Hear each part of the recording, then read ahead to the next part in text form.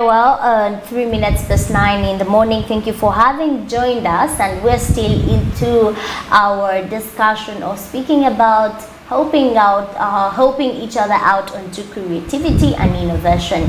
And with me to speak about this, I'm still with Yvonne Mpanga, who is the business development consultant. She really does quite a lot of things, but today let's pick the business development consultant here to help us through. And before we went into a break, you were telling us, at least let us begin with what is around us, the surrounding we're living in, the community we're living in, at least identifying the opportunities around there. I do not know if you have already identified an opportunity there, but also let her help us on how we can top up onto what we have discovered. Okay, we have had the idea, I have seen the soil, I have seen a challenge with what is happening into my community. What more can I add onto that to make sure I can innovate towards it? You see, once you know what the community wants, it's easy now for you to start on the process of innovation. Because you innovate, you create, the creativity comes in because you're able to manipulate what's around you. And that's when research comes in. At a corporate level, we'll do what we call market testing or market research. You try to find out, remember we talked about the innovative management processes, like push, pull, the waterfall and all that. But what actually happens is that most organizations that succeed are those that take the trouble to do research. And we call this marketing research at an academic level, but it's just basic research. Find out what is it that I have seen and how is it likely to impact or work on the people that I'm trying to work with. So most of the time, when you're doing your research, you don't have to make it very academic. Have just like five questions. How academic? You know, some people think that you should have a questionnaire, then you go and do some kind of panel, panel discussions, then you get people to find out who likes my product, who likes this particular. Isn't that kind of survey that people are supposed to be doing? Yeah, those are surveys. Actually, those are the corporate level. If you can afford them well, the corporate level. Yes, but okay, at now we're individual speaking level, about individual. Yeah, at individual level, just go and actually ask people around you. Take a walk. Do what we call mystery shopping. Find out how would you feel if you had this and this around you? How would you feel if you had, remember today's marketing is about feelings, about emotions. So how would this act for you? How would this solve this and this problem for you? What do you mean by emotions, Yvonne? What I mean is that, market. Yes, what happens is emotional marketing is basically that which targets your feelings. How you feel about something. When you like something, that is a feeling. You can't say then the question will be, I like it very much or not very much, but when you appreciate something, so it's about how is it that you appreciate, how is it working for you, how does it make you feel? So at the end of the day, all the products that we work around are to give you that satisfaction, and satisfaction is a feeling. And feelings come only with our emotions. I am happy about this. I'm excited about this. I love having this. There are no quantities to say 100% really is a value. But usually what I'm trying to say anyway is that you would like to know that your product or your innovative idea or whatever it is that you have created will satisfy the vision that you had or the solution you wanted to create for whoever you're creating it for. And that is when you need to do some basic research.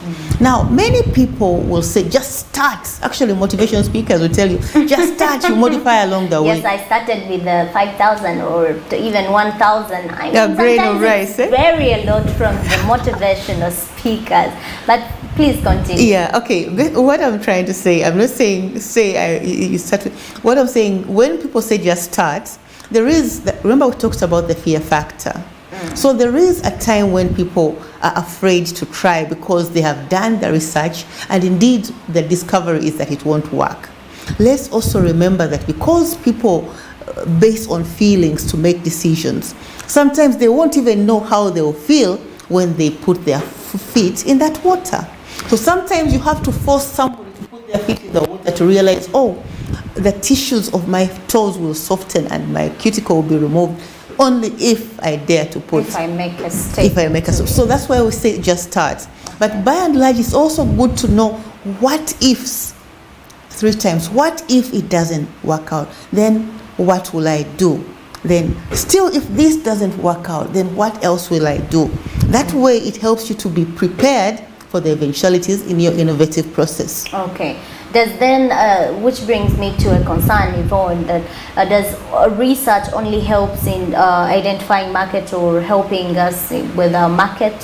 What else does it do? Research helps in being able to add value to the customer. It helps in the new product development. Remember, creativity and innovation helps in coming up with new products, with new trends. And also, is it only that we have to refer to Google research or online research? Because when you speak of research, most people's mind go to, okay, I need internet here. I need to access a computer. I need internet, and then I have to find more detail on this particular one. Where should we think from?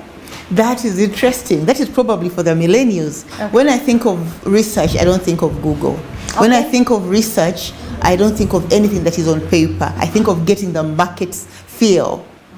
Okay. When you go out there in the market, where you want to take. Remember I said look around you and solve problems for the community, for the society where you are.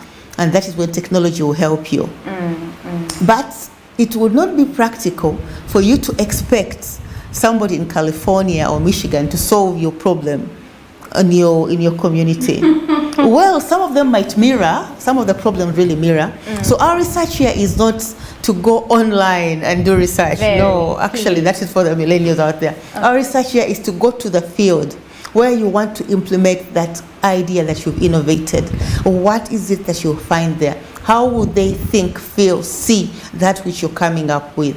And that is when you really are able to solve the problem. So by and large, the idea of research is not online research. Yes. It is field research. Okay. The online research could help you probably find the appropriate questions to ask, because not many of us are trained well enough to know what questions to ask when we are in the field. But the actual answers are out there in the field, and that is the true report, or that is the true evidence you need to be able to have an innovation that will be able to satisfy the populations that you're working for. Okay, very well. And earlier you were speaking about technology, the comparison that is in there between technology and innovation. If you could also insightfully give us how we can fill these gaps, because there is a huge gap in technology, adoption of technology with innovation. Like we were saying earlier, how some people's mind are twisted, that I can't work without technology if I'm to innovate. How can we identify some particular technological gaps in some communities? All right, especially now on African communities, information is key. But now we imagine that because we are able to go to Google, we have the information. True, that is partially true, and that's when technology helps us. Today you'll get the information faster, thanks to people who train us how to use that information. Yes, I like to sing praises for companies like High People, because they innovate and they help to promote ideas that are able to get people to tell their stories, and then they trigger more and more innovation, which actually sets new trends for the whole community. But going back to your question, how do I know that this is, I mean, where are the gaps in the communities? The real gaps start with having the right information. People are misinformed about certain things, and because they are misinformed, they live oblivious of what actually the solutions around them are. And the other one is not having the right mindset change. You say, I know that unless I have a smartphone, I cannot do this. Recently, I saw some children were training, still in one of these trainings that we had, and they were using what they call a dumb phone. They call it a dumb phone because it doesn't touch your field. Yeah, the Katochi or the Mapesa phone. But what amazed me was that you can actually use that very well to create a website. But how do you get to know that? You need the information. So where the gap here is in the end user knowing that the solution is actually with them, but they don't have the right information. So the information gaps have got to be filled. And how? By drumming up awareness. in our communities, those volunteers that go ahead and create awareness and say the solution is in your hands are the ones to drum up awareness and say you don't have to leave the village to be a very successful farmer. You can actually use technology to be able to bridge the gap between you and the consumer.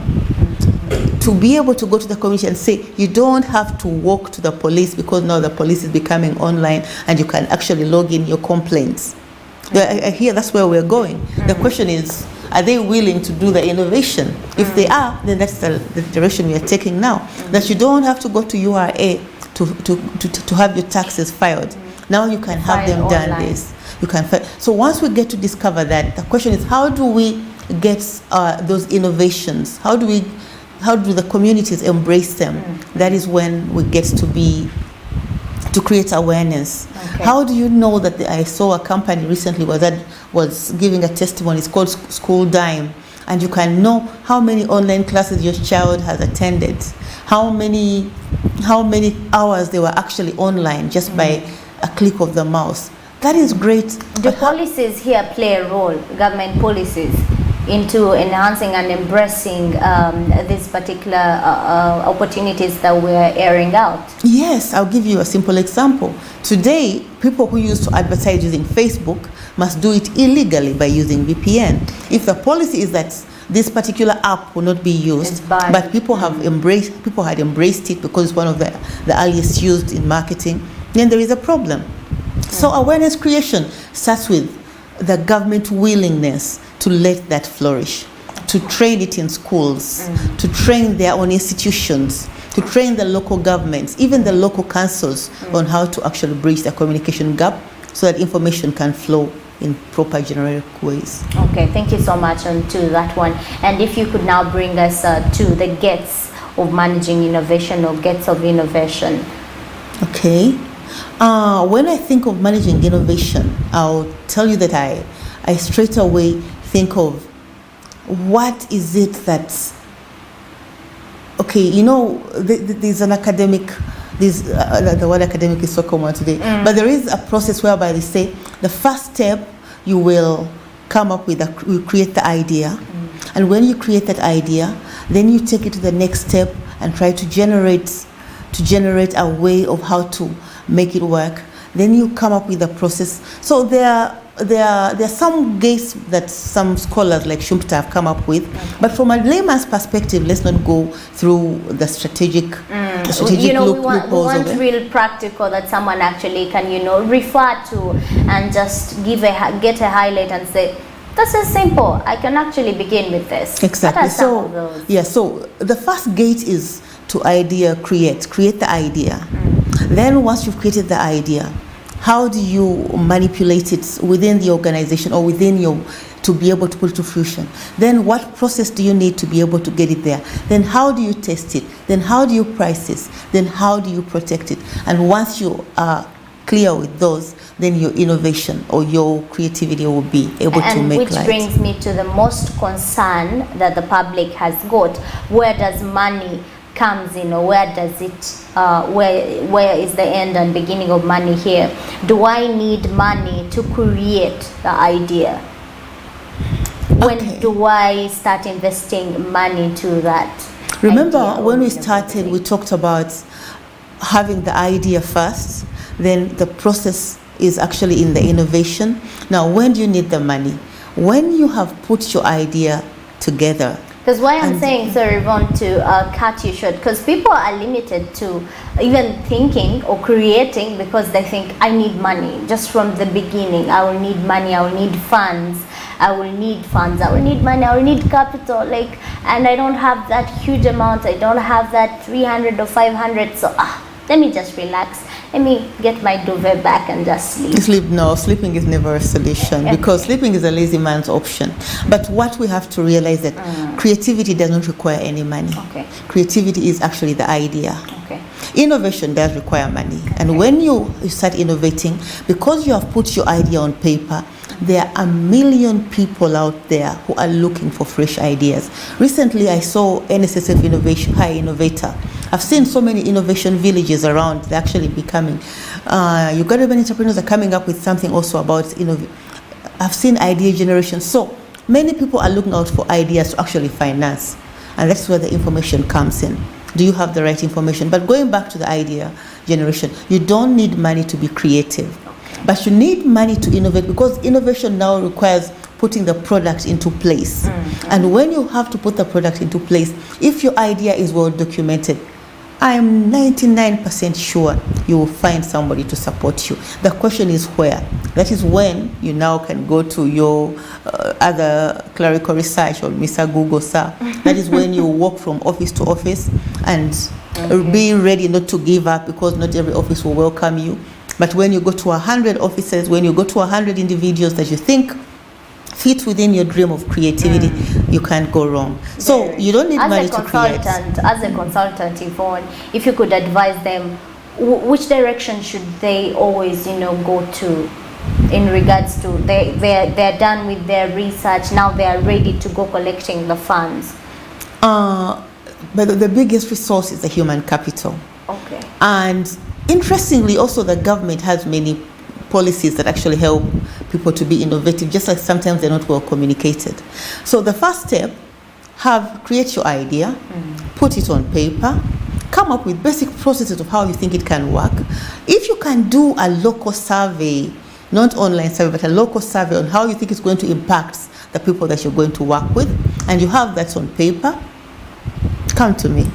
But anyway, I don't want to promote myself. But the real thing is that you're going to ask for money, are you? By the way, interestingly, I don't ask for money until the idea is breaking even. I don't. Okay. Because so what you happens? Help people get to funding. Exactly. And then you tap into the funding process. Yes, I help you to be able to get the proposal in place. I help you to identify the right partners. Then I help you, once you identify, to be able to get that idea, to get the right partners to finance it. That is basically because you can't develop a business if you don't have the right partners, if you don't have the right language to communicate what you have, if you don't have the right processes, the right mindset to even put it on paper, because it is your dream.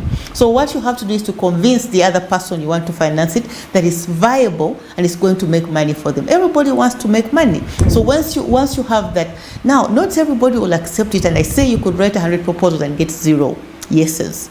But we have seen that. And then I'm thinking, I think my handwriting is bad, like my spellings are bad, maybe that's why my proposals are being turned down, maybe the flow was bad.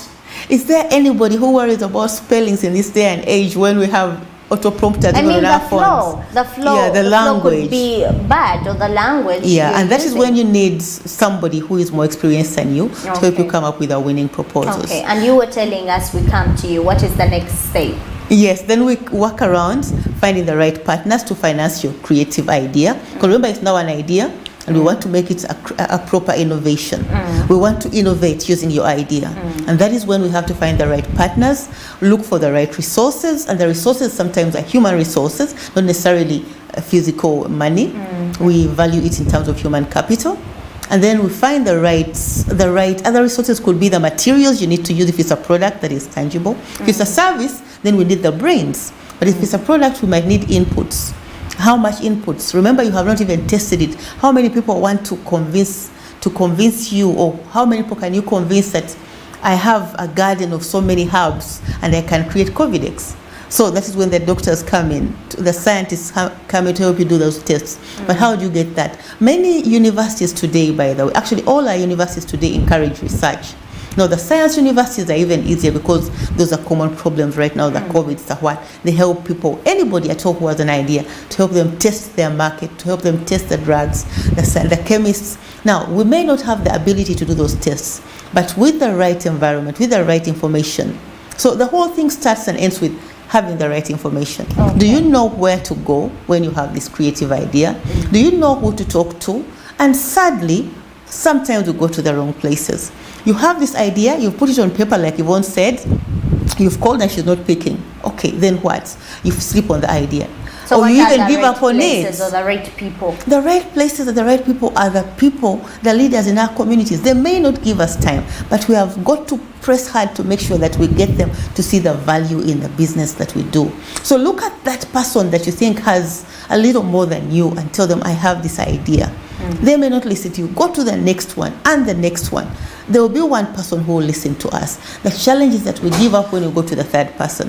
Yesterday I saw the Zambian president had tried 6 times before they really, and I told myself, oh, I have always given myself 3 chances. I always thought the third time, fourth time I give up. I tried 3 times. Now I have elevated my own thinking and mindset too. I tried 6 times. I give up on the 7th. So the Zambian president has given you hope. It has given me hope that I don't have to limit myself to the 3 times I'd always thought. But going back to innovation, so we will have this idea. Yes, we will want to innovate, because you don't innovate without. Now this is where the resources come in. We talked about money, capital. Yes, if it's a product, you need the capital because you need to try it out. The idea now is getting into fruition. You have to try it out. But what do you need? You need the right partners, and these are usually the right people. Surround yourself or look for people who are going to help you, who will not say, that is a dead idea. How about dwelling onto, for example, I could be working, but I want to invent onto something new, dwelling on my salary and waiting up for my salary. Someone said, someone who dwells on the salary is doomed. How true is that? That is true on the sense that I don't know, personally, I don't know of any 100% salary earner and remained with only salary that ever enjoyed their retirement. What am I saying? That even if you have the money and the pension, the joy of being able to do something of your own has a way it elevates you to another level. Whenever you're doing for somebody else, you don't get as satisfied. Today, many people are actually happy without even as much money because they're doing something that gives them personal joy. They are solving a problem because they innovated, because they created it themselves. So salary earners can continue earning the salaries because you have to start somewhere. You learn corporate principles, you learn how things are done. But when all is said and done, you need something that of your own that will make you think to be more innovative. So we need, it's not just a source of income. Sometimes it's as a hobby.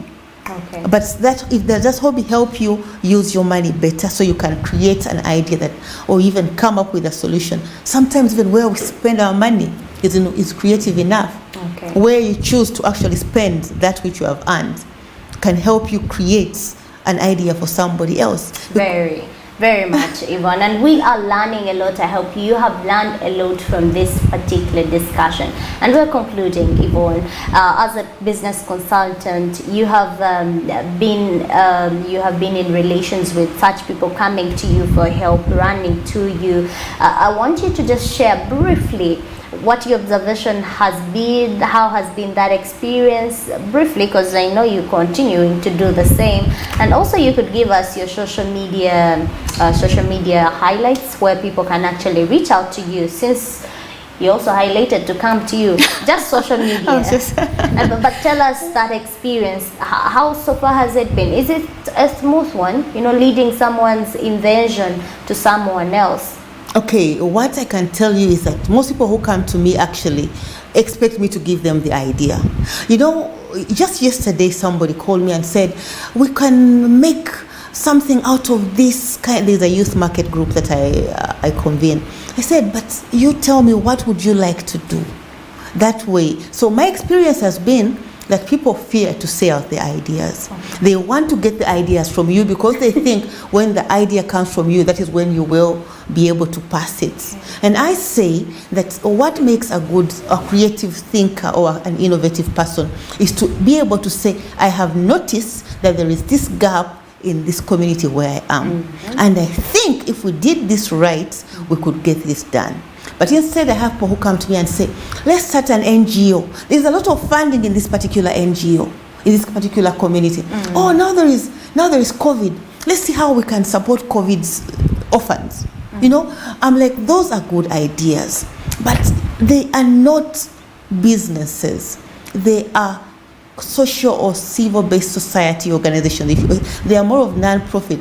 I like more to look for people who have a profit-making idea, because that way they can grow it and then support those other people that they want to support, the orphans, the disabled children, and whatever else people have in mind. So I have more people thinking, can we start a non-profit organization? Can we start an NGO? Can we start a civil base? So the whole message here is that for you to be creative, there must be you must see the picture of where the money will come from that idea. If the money is going to come from a funder, that is possible because you need capital to start. But the real money should come from that thing which you have actually done. So what is it that you're doing? What is it that you're thinking that will become profitable in the long run? Not necessarily that will be funded, but people will embrace and pay for, be willing to pay for. Those are the people that I welcome. Okay. My Facebook is Yvonne Mpanga. My Twitter is Yvonne Tweets, YVOMPA, then space tweets. My LinkedIn is Yvonne Mpanga. Okay, just you can search. She has my number. You can search on Yvonne Mpanga, and surely you can get to know one of the greatest consultants to reach out to build onto that idea. Especially who won't charge you money before your idea gets to fruition. Surely you had it clearly, and that brings us to our end of our discussion this particular morning. For me, I have learned a lot. I've taken up my tips. I hope you've done the same. This is SMB. My name is RITAH KABANYORO. I leave it from here, but more is still coming up onto your screen from SMB. You're watching Smart 24 TV. In case you missed this, catch it up on social media platforms at Smart 24 TV. Good morning. We do return after the break.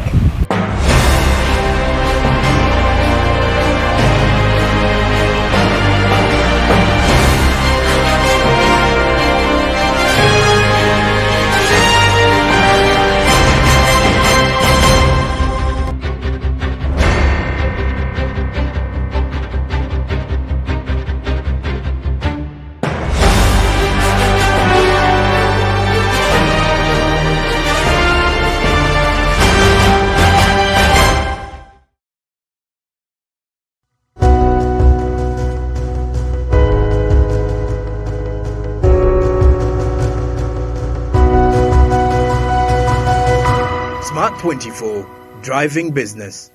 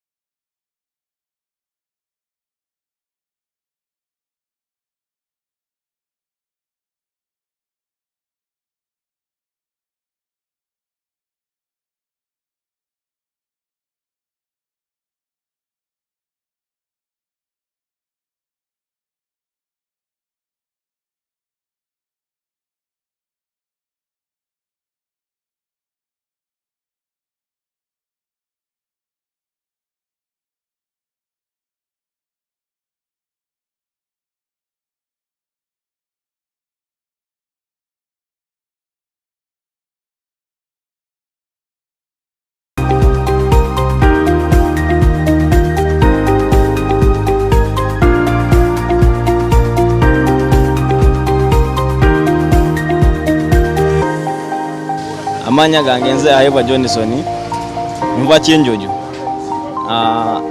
nsika chapati simazeemu bbanga ddene ekiri awo myaka ng'ebiri yokka. Nguzeemu bintu bingi, ninawo enkoko zange, nina embuzi.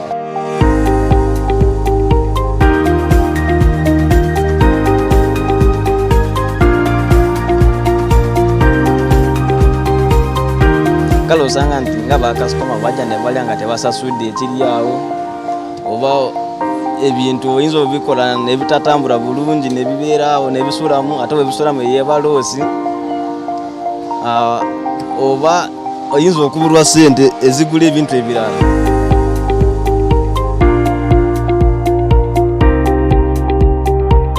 Ebintu bya buseere ku dduuka.